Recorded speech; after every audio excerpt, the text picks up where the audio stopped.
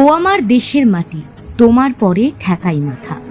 স্বাধীনতার মূলমন্ত্রে উজ্জীবিত হওয়া ভারতবর্ষের স্বাধীনতার ইতিহাস আমাদের প্রতি মুহূর্তে শেখায় কিভাবে যে কোনো স্বৈরাচারের বন্ধনকে ছিন্ন করে তাদের সকল পাপকে পদদলিত করে স্বাধীন মুক্ত বাতাসে নিঃশ্বাস নিতে হয়। এই দাবিতে গোটা দেশ জুড়ে একটাই দাবি, উই ওয়ান্ট জাস্টিস। বর্তমান সময়ে গোটা দেশ জুড়ে একটাই দাবি, উই ওয়ান্ট জাস্টিস। সম্প্রতি কলকাতার আরজি কর মেডিকেল কলেজ ও হাসপাতালে তরুণী চিকিৎসককে ধর্ষণ ও খুনের ঘটনার প্রতিবাদে চিকিৎসক, নার্স, স্কুল কলেজের ছাত্রছাত্রী এবং সাধারণ মানুষ থেকে শুরু করে মহিলারা পথে নেমেছেন। তারা সকলে আরজি কর কাণ্ডের দোষীদের অবিলম্বে শাস্তির দাবি করছেন।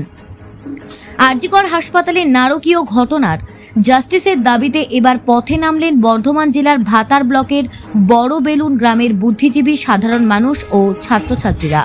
কর্তব্যরত চিকিৎসকের ধর্ষণ ও নৃশংস খুনের ঘটনার প্রতিবাদে তারা বড় বেলুন তেঁতুলতলা বাস স্ট্যান্ড থেকে একটি মিছিল করলেন।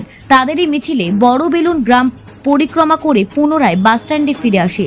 মিছিলে তাদের স্লোগান ছিল we want justice. We want justice. নিরাপদ কর্মস্থল চাই, দোষীদের শাস্তি চাই, অপরাধীদের দৃষ্টান্তমূলক শাস্তি চাই প্রভৃতি।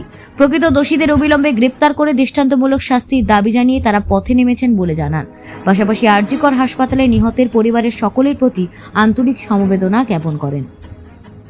তুলতে হবে যাতে তারা ভয় না পেয়ে প্রতিবাদ করে, যে কোনো অন্যায়ের বিরুদ্ধে প্রতিবাদ করতে যেন ভয় না পায়।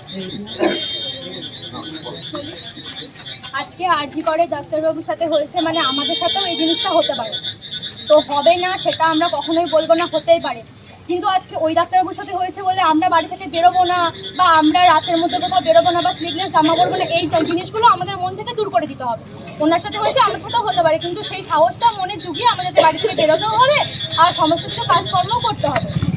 তো আমি একটা কথাই বলবো, ওনার সাথে যেটা হয়েছে সেটা খুবই খারাপ হয়েছে।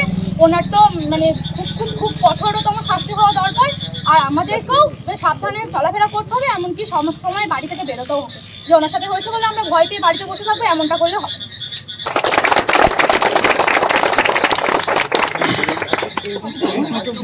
যে ঘটনাটা হয়েছে সেই ঘটনাটা আজকে আমাদের পরবর্তী যে মেয়েরা এরপরে লেখাপড়া করবে তাদের মধ্যে হবে না, এর কোনো কথা নেই, কিন্তু যারা অপরাধী সেই অপরাধীদের কঠোরতম শাস্তি, আমি এটাই চাই যেন তাদের কঠোরতম শাস্তি হবে, এর পরবর্তীকালে যেন এই ঘটনা আর না ঘটে, আমি এটাই চাই।